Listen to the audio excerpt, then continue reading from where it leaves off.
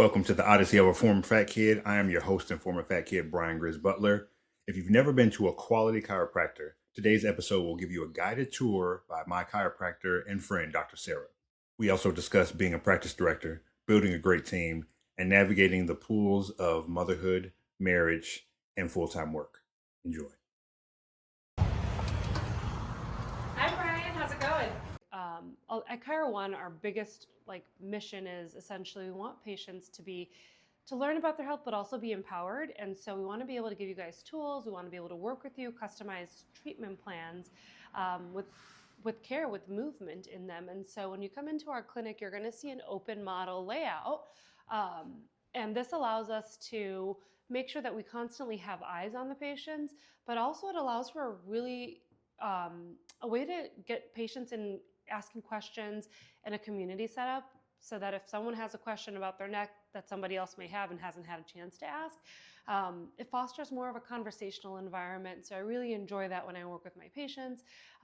This here are called neuromuscular reeducation chairs. We, for short, will call them wobble chairs. And so, as you've sat on before, they're not quite the most sturdy of chairs, and that's intentional. We want to be able to get our patients to engage their core muscles when we're sitting. Like 80% of us sit for most of our days, and so that is a big impact on disc and spine. And when we use a chair like this, we're able to foster more into the deep core muscles and offer more disc-like imbibition, hydration. So this is one of the great benefits when we're working with the wobble chair here. We have mats and bands for your usual strengthening, floor work, body weight stuff. The Precor is a great asset for mobility work. You know, we've talked about the stretch reflex, and a lot of times I'll meet patients that will say, I've stretched, and I just can't get past a certain point. And you know, you come to realize when a muscle doesn't let you stretch past a certain point, it's actually more for your safety. There may be some instability in other aspects of that joint or that muscle that need to be conquered first before we achieve a higher level of stretch or mobility in that particular muscle. So we love fostering and combining strength and mobility.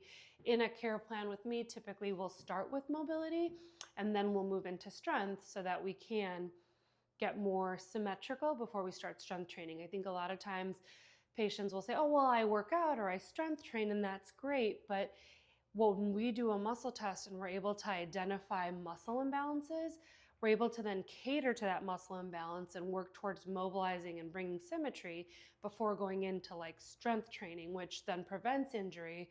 And actually then you're able to better function and perform, right? Peak performance, better like capacity of muscle engagement when you're doing that. So yeah, so that's what these are.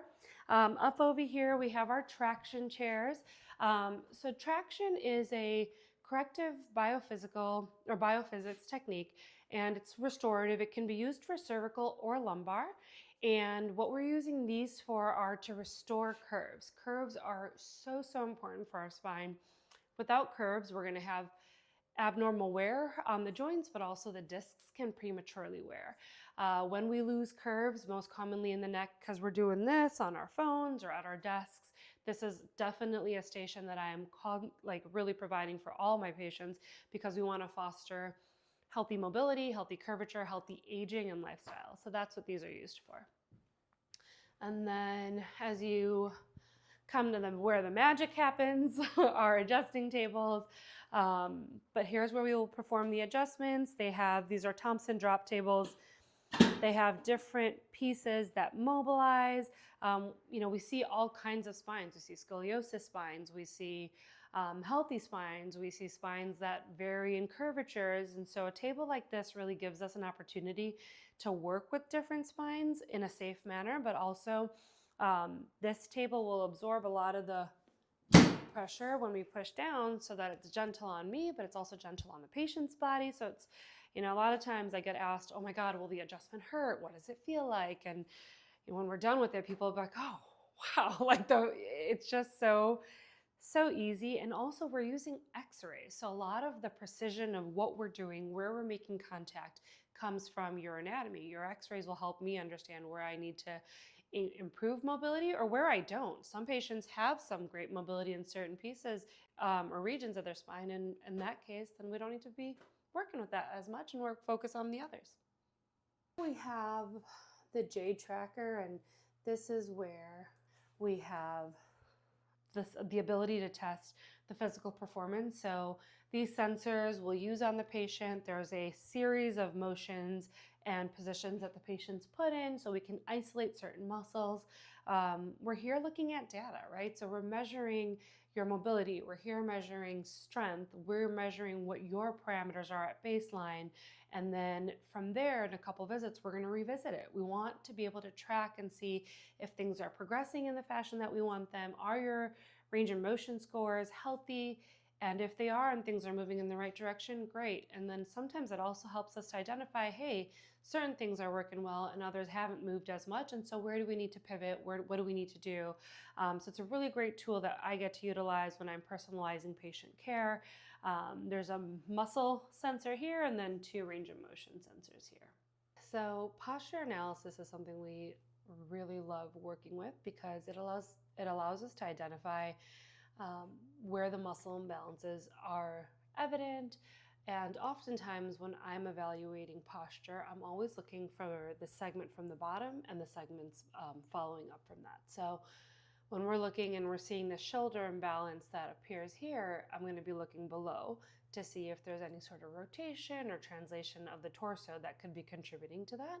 So that same view from behind is here. And so we see this dip in the right shoulder, but we also capture this translation of your torso to your left because of the gap between the torso and the arm. So that is something we'll identify. And then then again, like we said, we look at the segment below. So your left foot tends to externally rotate more so than your right does. Probably contributes to a little bit more weight shift in that capacity. So we see that muscle imbalance there from the foot to the hip to the shoulder.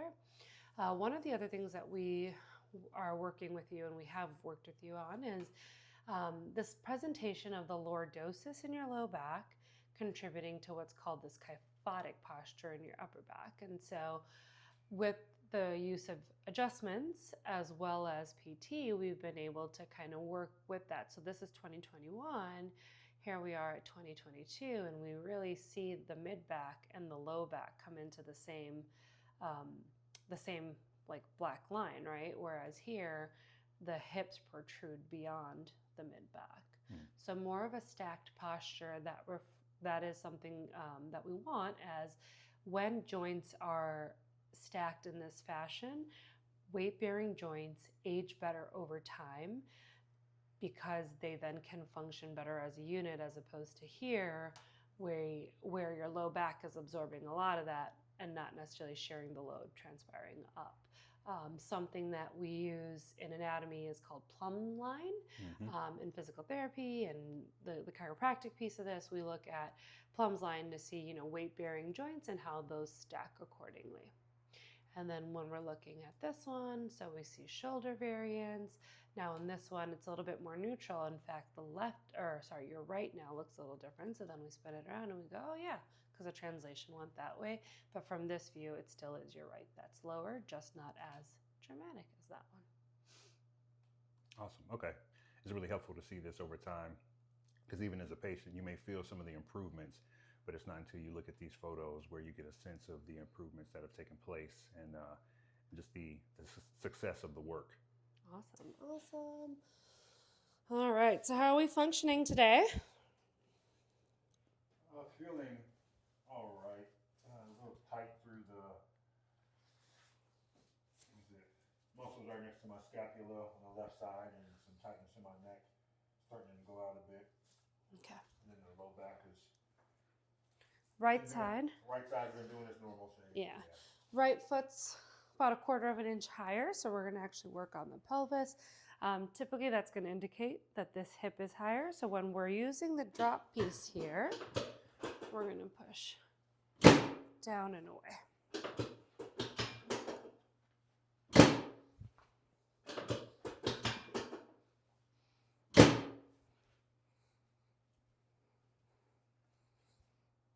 Good. This table is different from like a normal this table? Like, what is it? Yes, so this is a Thompson drop table. And so it has these pieces here to help us dissipate a lot of the force that's coming through and absorbed by this table. And it's gentle on you, it's gentle on me. As you can feel, not a lot of pressure. So that loud thud you hear is just the metal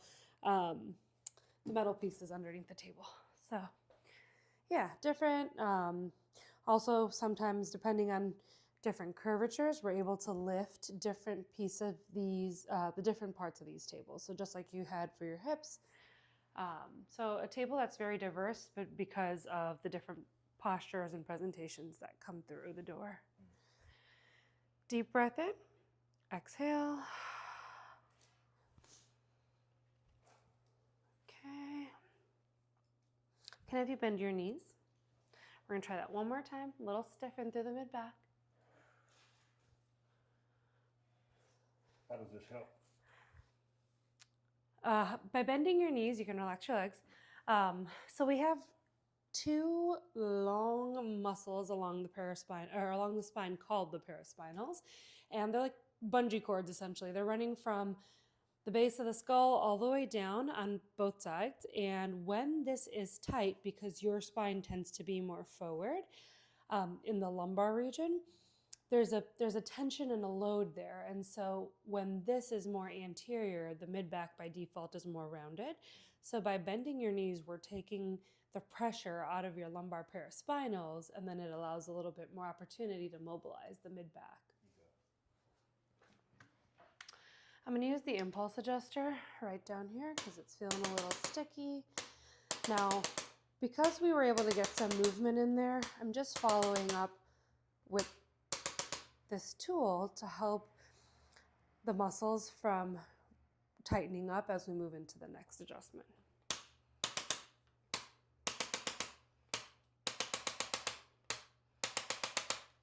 And you mentioned left side in particular. Can I have you drop your left arm? Just gonna get a feel for a joint mobility here before we mobilize. And did you feel like you slept a certain way, or were you lifting something? I think it was how I slept. Okay. Yep, right there. Okay. So I'm just gonna drop into the upper back, try to mobilize. Good. We're gonna have you turn and face me.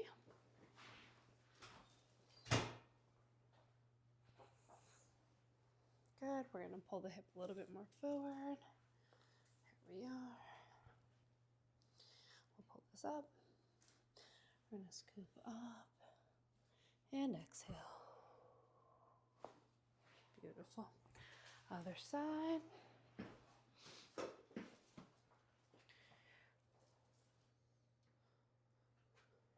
Have you been working on your glute stretches and tightness here?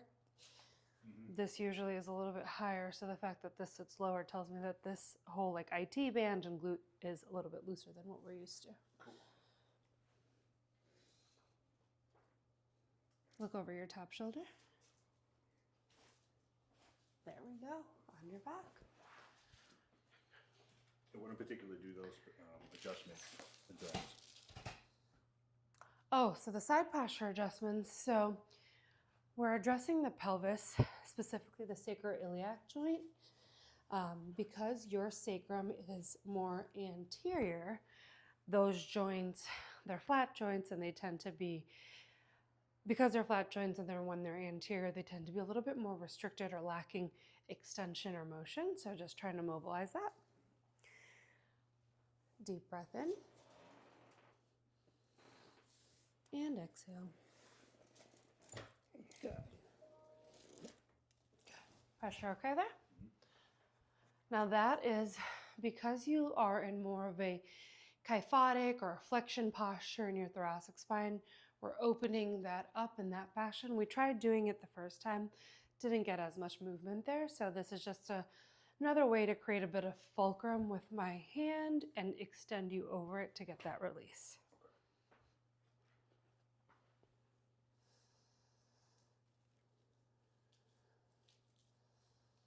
So just right now doing a little bit of a mobility check. Any tenderness or soreness with that? Yeah? Okay. And how about when we come in through here? Not much that way. Okay. So then let's start with releasing the left side first, and then we can come into the more restricted side. Let it fall.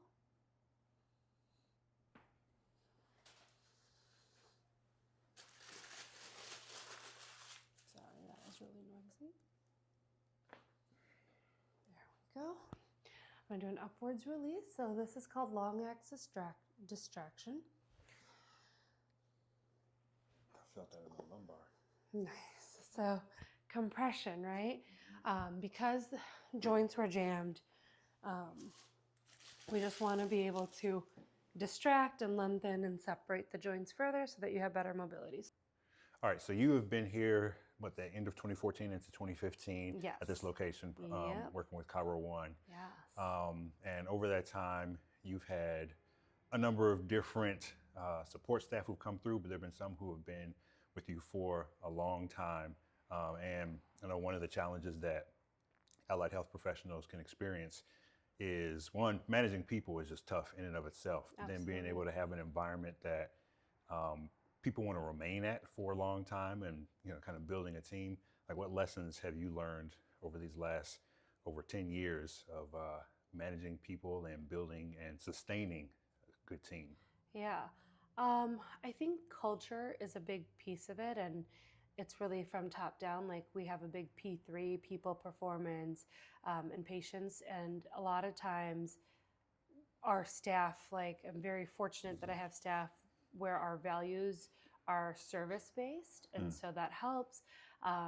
But whenever we've gone through the process of bringing on new staff, I really make it a point to understand their values. There are some exercises that we do that, like, helps them kind of, even because some, we think we know what our values are, but then we can kind of be doing an activity and realize, oh wait, we're really content in certain aspects, and other aspects that we're growing in or we want support in. And that's where, like, when I have staff come in, it's not just about being a staff member, but you're like part of this community. You're part of my community. I want to help you grow, so I want to know what your values are. I want to know what you're looking to grow in. And so I think that relationship, when you're bringing in a new staff member, understanding that is a critical piece of starting to just build that relationship. When a staff member sees that they're actually invested in my goals, like, they feel more cared for. They're more invested overall as well. Because as you've seen, we've had staff that's been here the whole time I've been here, and that's been 10 years. But there have been people where they're coming in because it's a great experimental role too. Like, we do a lot of the background training. You come in and a lot of people say, I think I want to be in the medical field. I'm not sure. And so if it's a stepping stone journey, then great. Like, come in, let's learn. Like, let me help you discover your full potential, right? So we say that for our patients, but that's also very much my mission for my staff, is helping them kind of see, is this the path for them? If not, how do we support you further? You've been here when Allie was here, and she, so she discovered what she wanted to do while she was here, and she's still service-based, but now she's with Ann Taylor. And Makita was another CT who joined, and she ended up going off to see a chiropractic school. And so she's practicing chiropractic in Atlanta. And, like, Anais is a staff member that's been here, left, and came back, because I think when you are, like you mentioned, in the medical health field, it can be very cut and dry. It can be very straightforward. It can be very limiting. You don't really have, because you're giving so much of yourself to patients, it can be exhausting. And so to be able to offer more of a community and something that fills their cup too, by knowing what speaks to them and what their values are, I think that's been what's been successful for us. Awesome. Okay. How have you navigated the push, in the industry to, like, really drive hard and be ambitious with, like, you're married, you now have 2 young sons. How are you kind of navigating professional life, home life, and your own well-being? Yeah. That's great. I feel like you just do it and you don't realize how you're doing it. But um, for me, showing up in my career is being whole. It's being authentic. It's being me.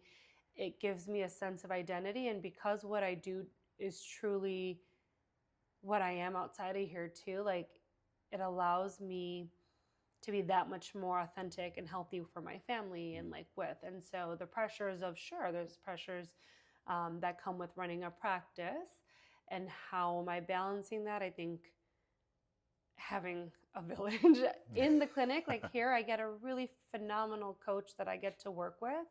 And if things ever get chaotic, where it's like, oh my God, so much is going on, he constantly is reminding me, like, why are you here? And it's the service aspect. And so whenever things get chaotic, it's like dial into your patients. Like the distractions will come and go, but the moment I'm like dialed in and connecting with my patients, I am at ease, I'm present, I feel fulfilled. And I think that's kind of what helps me, is just like when I'm here, I'm connected and I'm present, I'm being me to my most authentic self. And then that transfers into my social relationships, my family.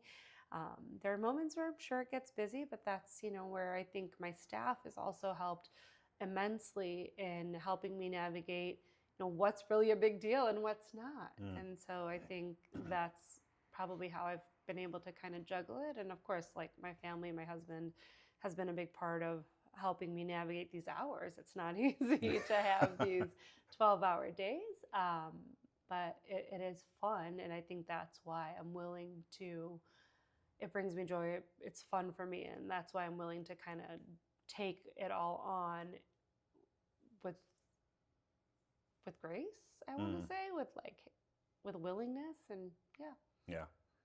What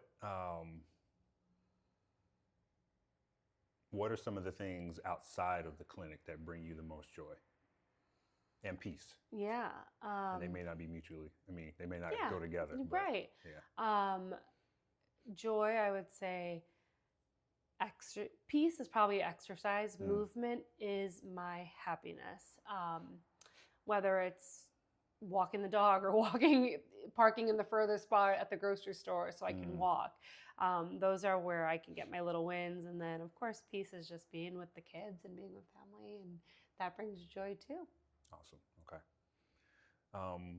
What are there any pieces of advice you would give to someone who is new to operating and managing their own practice or considering it? Yeah, I think investing in a person. So when you're in the thick of your practice, you really realize your support staff is everything. The organization level that comes in, all of that. And so if you have a phenomenal front desk and staff that understands you and your goals for your patients, that makes everything else seamless. The reason I think that my staff and I are able to provide the results that we do for our community is because we understand, like they know the questions to ask, because they know like what I'm trying to do. And so that history and that intake becomes a little bit more consistent with the bigger outcome and the goal, which I think sometimes isn't always the case, right? A history can just be, okay, what's your intake? What's that? And left at that. But we have a passion that we share for everyone experiencing their best self, their best health. And so we'll ask questions like, what are your goals? Like, why are you here? Why are you here now? Like, and so I think having a staff that helps you speak to your goals, speak to your being, makes all the difference. Okay. So I hear you saying like a key component of it is investing in the people, investing in your staff is probably one of the most crucial components to successful operation. Because the clinician part, like that we know.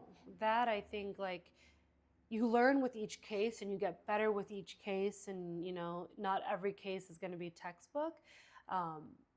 But when starting with the practice, like results come if you're familiar with the case and how to treat it, which is what we went to school for. And so with each case, sure, there's something more I learn and I'm able to apply. After doing this for 12 years, I'm like, wow, looking back at how I would address cases then versus now. But to your point, when it comes to building a practice, yeah, investing in your staff and making sure that they understand why they are here and why you're here is a big piece of making that part of the practice taken off, or even being a part of the community. Okay. What are some of the other pieces that you've learned in practice that you didn't learn or weren't as prepared for in theory going through school? So, you take your boards, you study cases, because if it's this, then it has to present with X, Y, and Z.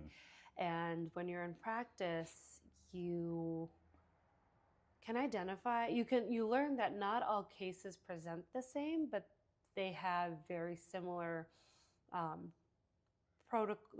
you can apply similar protocols because they oftentimes will stem from, like, if I see someone with low back pain, I see someone with low back pain and disc. One's going to be more severe, but oftentimes to prevent someone with low back to getting, how do you prevent that person from becoming a disc case? Those are the protocols of strength and adjustments and things that we do that I didn't ever think of overlapping before or putting on that lens before. Whereas now, when you have the experience of different cases, you recognize it faster.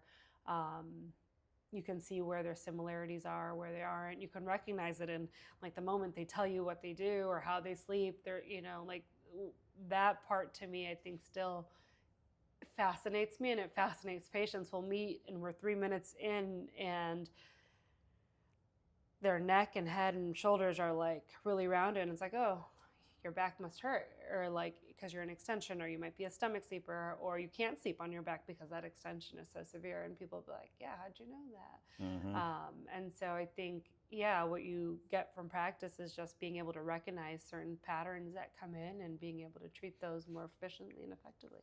Okay. Yeah, that brings to mind, there are 2 cases where I was like, oh, wow, all right, yep, she's a pro, and it's amazing what you all can deduce just from the initial kind of like touch, feel, and observation. There was one time I was on the table getting adjusted, and you asked me, like, were you doing a lot of push-ups or something like that over the, in between this and the last? And I was like, well, yeah. And I think at that particular point, I was like, I'm just going to challenge myself. I'm going to do like 100 or 200 push-ups in a day. Yeah.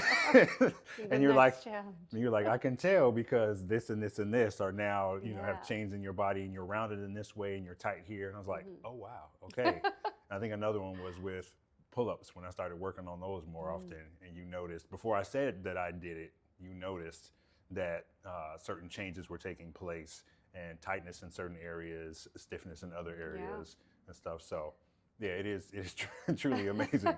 To your point, what you can deduce after you've spent enough time working with people, even before they give you the verbal, affirmation of what's going on. Oh my God, that's probably one of my favorite pieces too, is like, I always call myself the Sherlock of the spine, because it's like, I get all the clues, and like patients, honestly don't think anything of it. And they're like, oh yeah, I'm fine, I'm great. And it's like, to your point, you get to palpating or you see something and you're like, this looks like it required this. And so, yeah, you're able to kind of play into and recognize that sooner. So it's funny that you remember those. Nice. Yeah, they stood out. Well, again, it's always impressive to see another practitioner's like expertise on display, and you really start to see it in cases like that. Obviously if something's up there, you're like, okay, yes, I see. But to be able to pick up on the little unspoken cues and subtle shifts in a person's body because you have so much experience, that's really cool.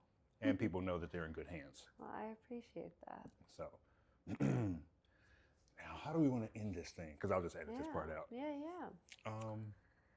Is there something you would like people to know, or an encouragement and exhortation? Funny enough, there was with our church last night, there was a prayer meeting, and it was brought up. There's a number of folks who are older but also have all knee issues. One of them being Amy. Oh yeah. I'm not going to put this part in the video. Yeah. But it was just a reminder of, I'm like, and I know none of these people are doing any PT or strengthening or, but there's like a constant knee issue. And it's just a reminder of like, oh, there's so much that we could do. I mean, like as Christians, like we pray and God can heal and he does various things, but there's also the responsibility of stewardship of our bodies. And so it was just like, oh, I think some of the videos I want to do in the future are demos of, exercises and ways to just manage the everyday stuff that people experience that they just usually chalk up to, I'm old, it is what it is, there's nothing I can do about it. And you're like, well, okay. Yeah. I think that makes me, I think the biggest thing now in 2026 and what's come to light is people are really invested in health in the younger generations. Like I see what you're saying about the older generations because my parents heard that too, where it's, but we're in this wave of people wanting to know more information and knowledge and be more proactive on how do we take care of ourselves now so that I can live and do the things that I want to do. Like I want to go to Barry's or I want to do Orange Theory or I want to do my CrossFit, but I want to do it to my full capacity without injury. And like, so then like the seek is different now. Whereas like being in this practice and 10 years ago, being in chiropractic, there was a whole like, oh, what is chiropractic? Oh, is chiropractic safe? Oh, does it do anything? So those were the conversations. Then about, around COVID time, it became a lot more a tool people utilized for, I'm working from home, my posture, like people just became very aware of how posture can impact their day-to-day lives. And now it's really cool to be a part of the conversation. And now when patients mention chiropractic or I mention, have you had it before? The answer is like, oh yeah. Whereas before it was like no previous history. Yeah. And so I think over time, the profession has also developed more and people have had more it's been more accessible. And I think being a part of that, like seeing that change where people are now like, oh yeah, I'm not doing it out of pain. I'm doing it because I live this lifestyle and I want to support this lifestyle. So I think that change has been really cool to speak to, is that you don't need a chiropractor if you're in pain. It's actually a great way to like floss your spine. It's a great way to age. It's a great way to like, spinal hygiene. So I think a lot of times we forget that we use our body so often and all that we do to it. So taking care of it and being better about spinal hygiene has been really cool to be a part of that conversation for our community. Awesome. Yeah. It's a good way to wrap it up. Just the importance of us being more curious and proactive and taking ownership of our own health. And doing things now, thinking more about it more as preventative. Even if you have issues that you're working to correct now, you can still address those and then look for ways that you can steward your body better so that you're preventing or lessening the likelihood of significant issues in the future. It's definitely something I'm giving more thought to as well. And so, yeah. You've always been someone I think that's navigated with health because of your own journey. Right. I feel like when you asked me the question, like, what brings you joy? I think I would almost guess that you're similar where your health brings you joy and like, because that has so many implications of it. You get to be there for your family, you get to be there for your kids, you get to be there for your community at church. Like, it's such a big win and it leads into so many other wins. Yeah, absolutely. And we fully acknowledge that there's always stuff that's outside of our control. Oh yeah. Life happens, accidents happen, illness happens, but the mindset that we enter into those difficulties with, and then the work that we do to care for our bodies prior to some of those can really drastically improve how we navigate them. Whether the outcome is the one that we want or not, we can still navigate it, as you say, with like more grace, more grace. Cool. So very neat. Well, Dr. Sara, thank you so much for welcoming me into the clinic and giving us a tour. And of course, if anybody is interested in learning more, swing through. They are in Old Town in Chicago, and we will have information for you to contact Dr. Sara in the show notes. But yeah. Thank you. Thank you. Well, it's always an honor to have you as a patient, have you as a friend. So thank you for this opportunity. Cool. All right, y'all. Till next time, the Odyssey continues. Oh, I love that. The Odyssey continues.